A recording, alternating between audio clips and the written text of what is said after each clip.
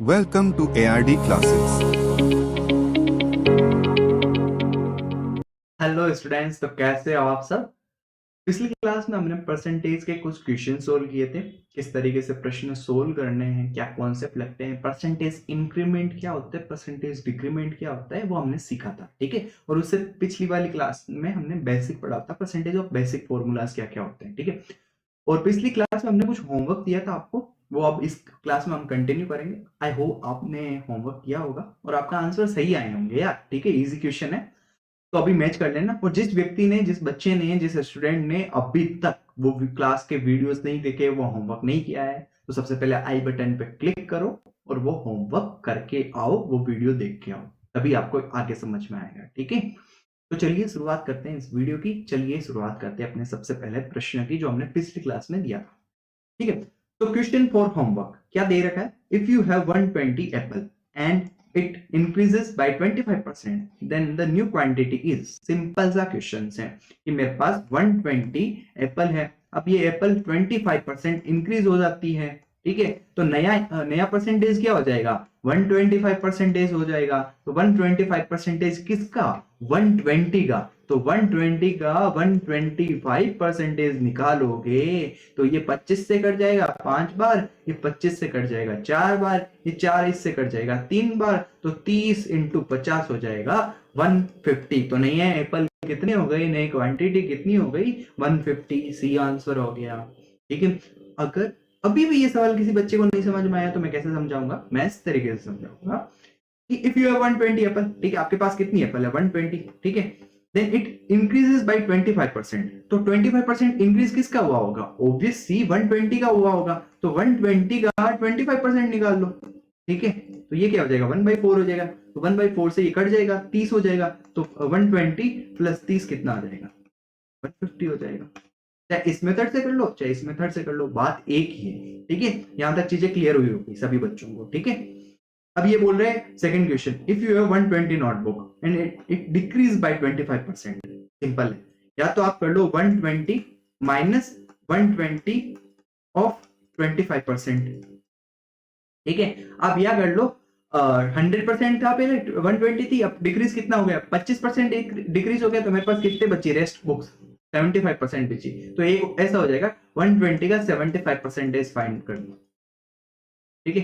ये दो, अब इनसे आंसर एक ही आना है। ठीक है। तो क्या करो, 25 से काट दो इसको 4 बार, ये कट गया, 30 बार 30 हो गया। तो 120 माइनस 30 90 हो गया इसका आंसर। अब ये कर लो, ये 25 से कट गया 3 बार, ये कट गया 4 बार, ये कट गया 30 बार। तो 3 3 9, यहाँ पे भी 90 आंसर आ रहा है। ठीक है। दोनों मेथड से किसी से भी करो, आंसर आपका एक ही आना है। ठीक है। आपको जो मेथड इजी लगे ना, जो आपको समझ में आए, जिससे आप ज्यादा से ज्यादा कनेक्ट हो पाओ, कोई करो। ठीक है। उस पर प्रैक्टिस इतनी कर लो कि आपको कम टाइम लगे। ठीक है। ये था, इजी था। अब आगे चलते हैं, आज के इस लेक्चर की शुरुआत करते हैं। आज इस लेक्चर में हम क्या कुछ नया सीखने वाले हैं वो देखने वाले हैं। तो सबसे पहले परसेंटेज के कुछ कॉन्सेप्ट है वो समझने वाले हैं। यहाँ पे क्या लिखा हुआ है कि if A is p% more than b, then b is equal to p upon 100 plus p into 100% less than a। यदि p, यदि a p% ज्यादा है b से, तो b p upon 100 plus p into 100% कम होगा a से। समझ में आया। किसी को नहीं समझ में आया तो क्वेश्चन जब देखोगे ना इस पे क्वेश्चन, तब आपको समझ में आएगा। अब ये आ गया आपके सामने question. If Amit, if salary of Amit is 25% more than Aditya, then Aditya salary is how much percent less than Amit salary. ठीक है। यदि अमित का वेतन आदित्य से 25% अधिक है, तो आदित्य का वेतन अमित के वेतन से कितने प्रतिशत कम है। सिंपल, कुछ नहीं। यहाँ पे अमित क्या हो गया, ये ए हो गया, 25 क्या हो गया, p% हो गया, मोर देन आदित्य क्या आ गया, b। ये देखो, if a is p% more than b, if salary of Amit is 25% more than b। ठीक है, यहां तक चल रहा है। Then Aditya salary is how much percent less than Amit salary. तो b is less than a। ठीक है। तो b क्या हो गया, ये रहा b, यहाँ पे a, b less than a ही तो पूछ रहे हैं, ये फॉर्मूला पुट डायरेक्ट।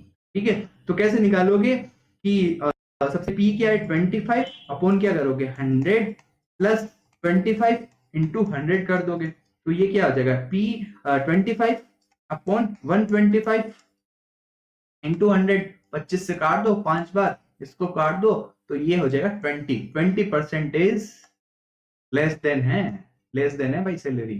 अगर अमित की सैलरी 100 रुपए है, ठीक है, तो इसके आदित्य की कितनी होगी, 80 रुपया होगी। कहने का मतलब ये है, अगर अमित 10,000 कमा रहा है तो आदित्य 8,000 ही कमा रहा होगा। ठीक है, चीज समझ में आई। डायरेक्ट फॉर्मूला पुट करना है, कुछ इधर उधर नहीं सोचना है कि ऐसा वैसा। बाकी चीजों से भी कर लोगे यार, एज्यूम करके भी कर लोगे, लेकिन जब चीजें फॉर्मूले से हो रही है, जब कोई कॉन्सेप्ट हर चीज में लग रहा है, तो उसी से करो, टाइम बचेगा एग्जाम में। एग्जाम में टाइम बचाना है और जल्दी से जल्दी आंसर लाना है, ठीक है। उसी से आपका, और आंसर जो आए ना जल्दी से, वो सही आना चाहिए, इसलिए ये कॉन्सेप्ट आपको समझना पड़ेगा। जब भी ये चीजें दिखे ना आपको, ये वाला ये कॉन्सेप्ट डायरेक्ट ये लगा देना, ठीक है। समझ में आ गया। क्या पूछा है यहाँ पे, यहाँ मोर है, यहाँ लेस पूछा है, ठीक है। अब इसका उल्टा, उल्टा क्या, कि अगर ए लेस हो, ए की सैलरी लेस देन हो, मतलब if A is p% less than B, if A is p% less than B, then B is p upon 100 minus p into 100% more than A, ठीक है। अगर ए p% लेस है B से, तो B p upon 100 minus p into 100% ज्यादा होगा इससे, ए से, यही बोल रहा है, ठीक है। क्वेश्चन देखो, if an examination the marks secured by Sweta are 20% less than that of Diksha, then the marks secured by Diksha are how much percent more than Sweta's marks? Simple. यहाँ पे श्वेता ए हो गई 25%, मतलब p% लेस देन दीक्षा कौन हो गई, B हो गई, ठीक है। Diksha B is how much percent more than का पूछ लिया किससे, ए से, तो ए ये हो गई, बी ये हो गई, फॉर्मूला लग रहा है। अब हिंदी वाले बच्चे भी अच्छे से समझ लेंगे कि यदि किसी विषय में श्वेता द्वारा प्राप्त अंक दीक्षा से 20% कम है, तो दीक्षा द्वारा प्राप्त अंक श्वेता के अंकों से कितने प्रतिशत अधिक है। सिंपल है, फॉर्मूला पुट करो। फॉर्मूला क्या है कि p अपॉन 100 माइनस पी, तो p क्या है 20 है, अपॉन 100 माइनस पी, तो क्या हो जाएगा 100 माइनस 20 इंटू 100 कर दो, तो ये क्या हो जाएगा 20 अपॉन 80 इंटू 100, तो ये गया, ये 4 बार कटा, फिर ये 4 से कटा 25, तो क्या आ गया 25% ज्यादा है, 25% ज्यादा है कौन, तो दीक्षा द्वारा प्राप्त अंक श्वेता के अंकों का कितना प्रतिशत है, श्वेता से प्रतिशत ज्यादा है। तो दीक्षा के नंबर है ना, श्वेता से 25% ज्यादा है, ठीक है। चीज क्लियर है, चीज समझ में आई, ठीक है। अगर श्वेता के 100 नंबर आ रहे हैं, दीक्षा के कितने आएंगे 125 नंबर आएंगे, ये तो बोल रहे हैं। चीज समझ में आ गई, क्लियर है। फॉर्मूला ये याद रखना है, फॉर्मूला क्या है, कॉन्सेप्ट है, ये कॉन्सेप्ट हर जगह लगता है, ठीक है। चीज क्लियर है यहां तक, आगे बढ़े, नो डाउट। चलिए आगे बढ़ते हैं। आगे क्या है, परसेंटेज का फिर से एक नया कॉन्सेप्ट, ठीक है।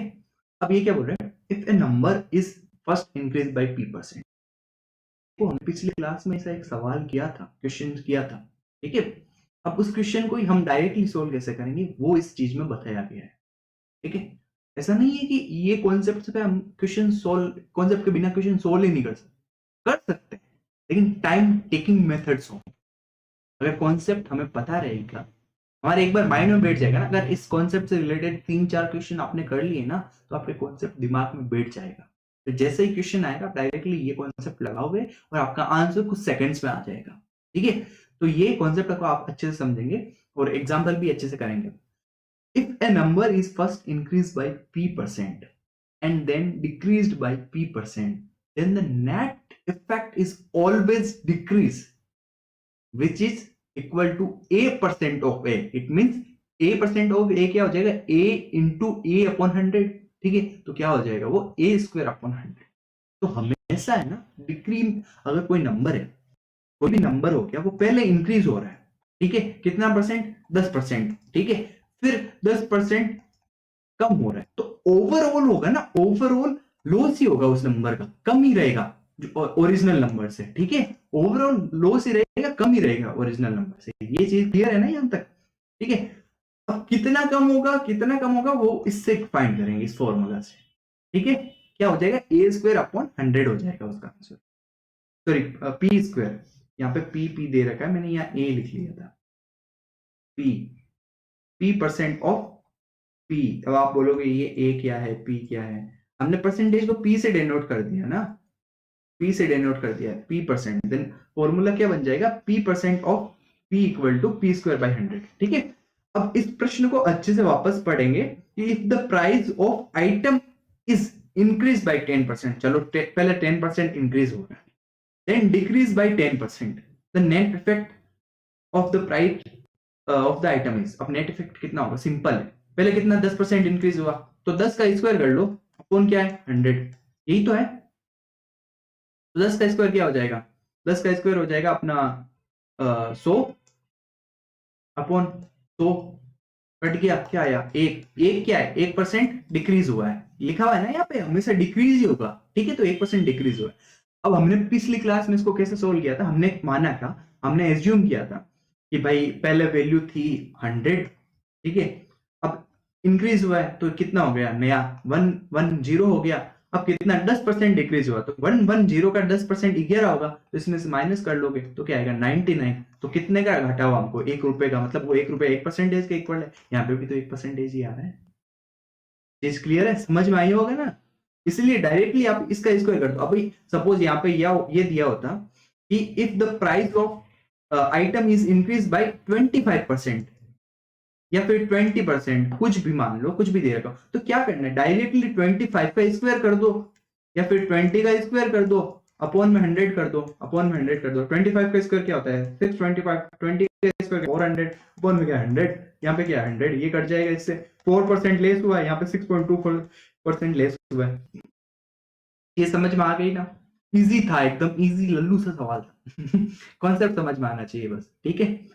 चलिए, या हिंदी में भी दे रखा था, हमने देखा नहीं जल्दबाजी में। यदि वस्तु की कीमत, अब हिंदी वाले बच्चों को समझ में आ गया होगा ना, कोई वस्तु थी उस पर 10% पहले इंक्रीज हुई उसकी वैल्यू, फिर 10% की कमी हो गई, वृद्धि हुई पहले, फिर कमी हो गई, तो ओवरऑल प्राइस बढ़े हैं, आइटम के प्राइस बढ़े हैं या घटे हैं, वही लिखा हुआ है। यदि किसी हिंदी में भी पढ़ेगा, यदि वस्तु की कीमत में 10% की कमी की जाती है, फिर 10% तक की वृद्धि की जाती है, तो वस्तु की कीमत पर शुद्ध प्रभाव कितना होता है? हिंदी कितनी प्यारी लैंग्वेज है। चलिए, 1% -1%, तो इसका आंसर क्या हो जाएगा? इसका आंसर हो जाएगा ये अपना बी, -1%। हमेशा देखो, अगर आपको ये चीज पहले से पता होती है ना, अगर हमारे पास फॉर्मूला, ये कुल मिलाकर हमारे पास क्वेश्चन हो, ठीक है, अब हमको क्या पता है कि अगर पहले इंक्रीमेंट हुआ है, फिर डिक्रीमेंट हुआ है, और कितने का? सेम परसेंटेज का, तो हमेशा वैल्यू माइनस में ही आनी है। तो डायरेक्टली हम ऑप्शन देखते बी करके आ जाते हैं, हमको कैलकुलेट करने की जरूरत नहीं पड़ती, क्योंकि 3 वैल्यू तो प्लस में है, 3 वैल्यू तो प्लस में है, तो डायरेक्टली बी आंसर हो जाता है। समझ में आ रहा है ये चीज? ऑप्शन भी हमेशा देना, पहले एग्जाम में जब भी जाओ ना, पहले ऑप्शन देखना।